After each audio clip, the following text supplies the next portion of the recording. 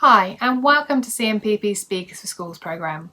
My name's Rachel, and today I'm going to be chatting to Sophie Anderson. Now, Sophie is an equine supervisor for Mane Chance Sanctuary, which is a charity that looks after horses. So, hi Sophie. Hiya. So, Sophie, tell us what an equine supervisor does. So, what do you actually do for a job? So my role does quite a few things, but predominantly I am in charge of the overall care and well-being of all of our horses at the sanctuary. Oh, wow. And tell us a little bit more then about the sanctuary, because it's not just looking after normal horses, it's looking after horses that have been mistreated or abandoned. Yeah, so all of our horses have had quite harrowing pasts, and they've come to us in sort of a mixture of abilities. Some of them are really, really nervous, and we've had to spend years getting to know them and getting to gain their trust. Other ones have actually come and seemingly been okay, and it was sort of our job to kind of pick through those sort of seemingly okay emotions and just sort of make sure that their general well-being is okay. So that takes up a lot of our time. We obviously then have to think about their general health as well as their emotional health, but we do try and prioritize the two quite equally. And so you're basically overseeing all of that care. So as a horse comes in, you're assessing them and taking them through that process.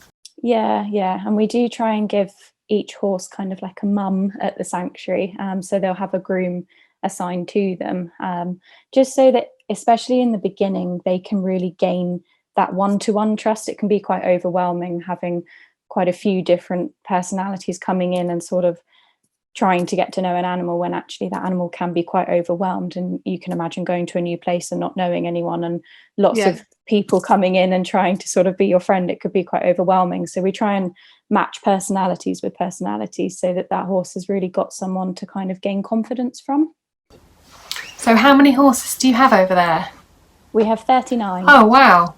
That's amazing. And so do they stay there then with you, or do you look at rehoming them? So once they make it into the sanctuary, yeah, they've got a home for life. So it's quite sweet actually, because you know that they never have to worry about anything again. They never have to move anywhere. They've got it good. It must be so wonderful to work with horses and work with that many horses as well. And it must just be really rewarding as well. It's amazing. It's absolutely what I've wanted to do forever, to be honest. And to be able to take a horse that we have a group of Welsh mares that came in that had been completely unhandled for most of their life, and they were in their late 20s, and watching them kind of learn about us as well as us learning about them.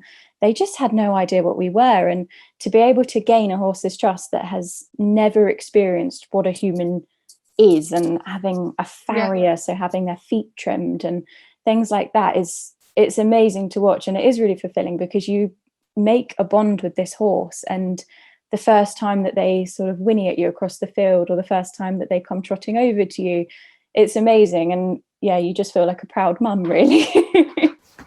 Oh, that must just be so amazing. And obviously you really enjoy your job, you must do. And is it always what you've wanted to do? It's always what I've wanted to do. It's not necessarily what I've always done. So I've been obsessed with animals pretty much since I can talk. I was always going around and telling children off that older than me that weren't looking after animals properly. But I wasn't necessarily encouraged to work with animals. And so I initially went into the hospitality industry. And it was when I was working there that I got my own rescue horse. And she came to me completely feral and was terrified of everything and everyone. And we built this amazing bond. And I was just like, I want to do this more. I want to do this full time. And so I then joined another welfare organisation and just kind of worked my way up from there. So going back to then when you left school, what did you do after you left school? Did you go to college, or what did you do then? So I went to sixth form and I did my A-levels, and then I took a gap year and I went travelling, which was really amazing. Came back from that and I went to university. University didn't work out for me. I only did my first year and realised it kind of just wasn't right for me. And whilst I was studying at university, I got the job in hospitality and worked my way up there to management. And then it was kind of then, I was still quite young at that point. I was 19 when I got my management position. And it was sort of the first time I'd had a bit of money by my side. I'd had a bit of independence. So I then rescued my horse. And yeah, that just from then I'd sort of carried on in the hospitality industry for about another year. And then I was like, no, I want to work in welfare, definitely. So then you got a job with, was it RSPCA, was it? Yeah, so I did a few sort of grooming jobs between working in hospitality and the RSPCA just to get some experience, because I'd ridden and had horses since I was little, but I'd never like fully worked as an adult in the industry. Yeah.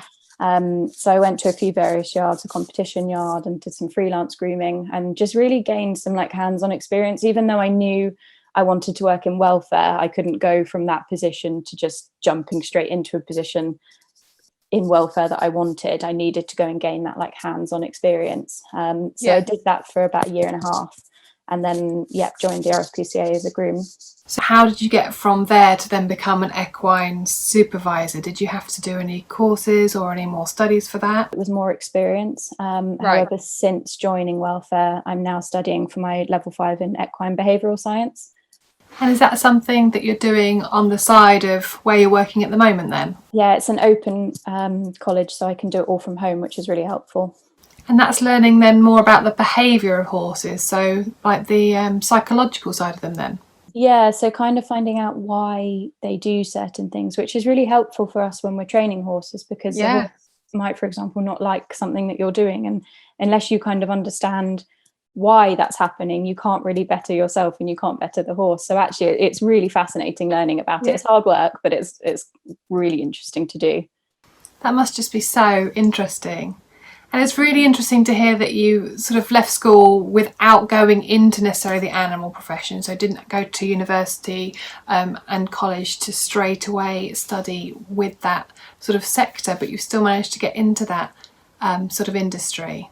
The good thing with this sort of position as well, you can constantly be learning, and it does give you the opportunity, and the fact that there are so many courses online now as well, that's incredible. That kind of wasn't, it may have been around when I was in school, but it wasn't necessarily spoken about.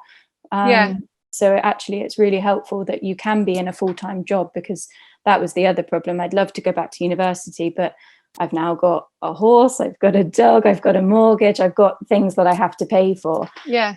So being out of full-time work just isn't really an option for me. The courses that you can do online alongside your job is amazing. It's hard work, and you have to be quite dedicated to come home from a full day's work and do it, but it's definitely an option. If university or being in a classroom atmosphere isn't for you, then it's definitely another option. Yeah, and like you say, it's given you the hands-on experience as well as being able to do the university course too. And it's just really nice to hear that there's so many different opportunities out there for working with animals that I think not everybody is necessarily aware of. Oh, absolutely. And when I was in school, I studied media at A-level, and I absolutely loved everything to do with media and marketing. But because my head was so like, oh, I want to work with animals and there's nothing really I want to do, so I'll just do something completely different, I kind of wish that I'd been more aware of the fact that organisations like the RSPCA or World Horse Welfare or anything to do with animals, if that is what you want to go into, they have people in all sort of departments. They have HRs, they have marketing teams, and I do sort of wish I'd kind of gone down the marketing route sometimes and still worked in welfare, but not necessarily hands-on with the animals. You're still bettering the animal welfare industry, but sort of through another avenue. So that's also something I definitely say to encourage people to sort of learn a bit more about before either ruling out animals or thinking that you have to be working hands-on with them to make a difference. Yeah, absolutely. And great bits of advice there as well. And what do you think you found most difficult then in your career so far? I think taking the jump, to be honest, from leaving university to going into a hospitality industry, and then making the jump that actually this really isn't what I want to do, and making that jump and kind of understanding that I have to take a bit of a backseat and not go from the level that I was in the hospitality industry straight into the level I was in welfare, because it's two completely different things. So understanding that I had to then kind of go back to basics and really gain some experience for a year or so. I think that was quite difficult to do, but I'm really glad I did it, because I gained experience that I wouldn't have gained from anywhere else. But yeah, it can be quite difficult sometimes when you've worked your way to a position and then have to kind of go back down and almost start again. But it's definitely the better way to do it. Wow, yeah, and brave to make that decision as well. And so what do you think then you found most rewarding in your career? You spoke a little bit about the horses, but is there anything else that you find really rewarding? I think the impact that you can make on other people as well. The horses for me definitely do it 10 out of 10, but also the fact that you can impact, for me personally working in welfare, you can encourage other people to be slightly more compassionate about things. And for example, my real area of interest is animal enrichment, so making things like toys and foraging for animals and trying to get them to engage their natural instincts a bit more, and making things like this where we have a lot of volunteers that come in and making things of enrichment to show the horses, and then they all show the dogs at the site, and then they go home and they talk to their friends with horses, and then their horses get a more enriched lifestyle. I think that for me is like the main thing, is the fact that it's not just the 39 horses that we have at the sanctuary. We can actually impact other people and how they're caring for their animals, and then hopefully so on and so on, they'll sort of tell other people about something that they learned. And I think that for me kind of does it as just as much as the horses, to be honest. And like really knowing that you're making a difference to the welfare industry and to the welfare of horses, that's, you know, fantastic. And what does your future hold then? What do you want to do in the future? I'm not entirely sure. I wouldn't necessarily want to be a behaviourist. I think I'll always work in welfare in some degree. I'm not entirely sure what level that would be at. But yeah, definitely working in animal welfare. Yeah, we'll see where it takes me, to be honest. And just tell us a little bit more then about Mane Chance Sanctuary, because you have a great programme, isn't it, where you try and involve people and the horses to help each other. So we have our volunteer programme where people can come and they help us out in the mornings. They do they help out with our morning poo pick and feeding the horses. And then we'll take them off and we'll do some like nice horse activities, and they just help us around site. They're amazingly helpful. But then we also do our community projects. So we can bring in young and vulnerable people, and they basically just kind of learn to trust through using the horses. The horses do a lot of the work for us. But yeah, it's Mane Chance is amazing because it's not just a horse sanctuary. Whilst that we are predominantly a horse sanctuary, we do offer these other programs, and we try and give back to the community, and we encourage the horses to kind of get involved with that. And it's all done freely and loosely in the field, so if the horses don't want to be involved, then they absolutely don't have to. But also we've seen some amazing things where non-verbal children, for example, have come and they've really had like a connection with a horse, and the horses seem to just lap up the attention. Oh wow, that must be so fantastic to see as well, and such an amazing charity and such an amazing thing that you do.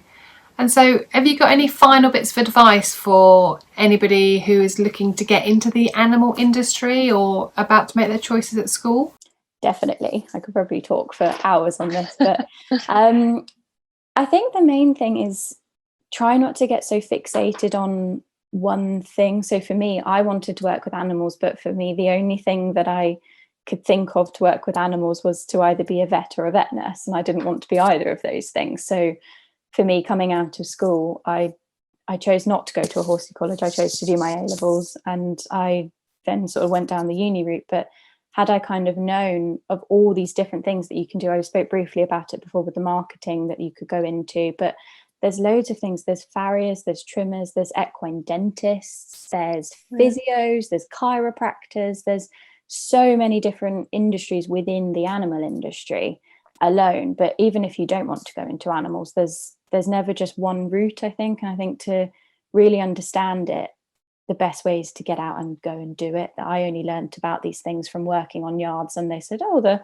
chiropractor's going to be here in a bit. And I'm thinking, what?